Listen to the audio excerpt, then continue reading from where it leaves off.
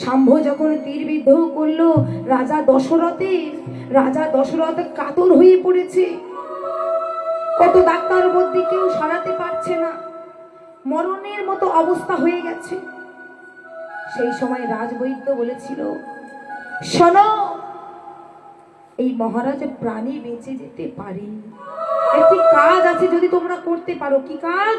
না, 5 মিনিট অন্তর অন্তর যদি এই রাজা দশরথকে ঔষধ লাগানো যায়, তারপরে এই রাজা দশরথ প্রাণ ফিরে পাবে।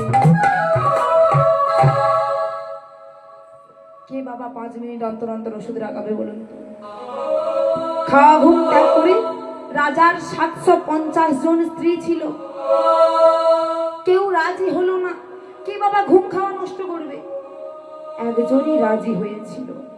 কে বলুন তো? এই মাতা কইকেয়ী। মাতা কইকেয়ী রাজি হয়েছিল।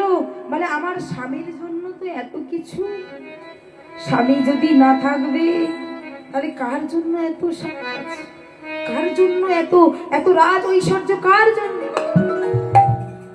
আমার স্বামীর জন্য যদি আমার খাওয়া ঘুম সারা জীবনের মতো ত্যাগ করতে হয়, আমি তাতেও রাজি আছি। মাতা কইকেয়ী রাজি হলো। 5 মিনিট অন্তর অন্তর ওষুধ লাগিয়ে লাগিয়ে মহারাজ দশরথকে সুস্থ করে। রাজা দশরথ বলছে, কইকেয়ী, আমার যে 750 জন স্ত্রী, এত রানী থাকার সত্ত্বেও কেউ রাজি হলো না, একমাত্র তুমি রাজি হলে, তুমি আমার প্রাণ দান করলে। কইকেয়ী, বলো তুমি আমার কাছে কি চাও?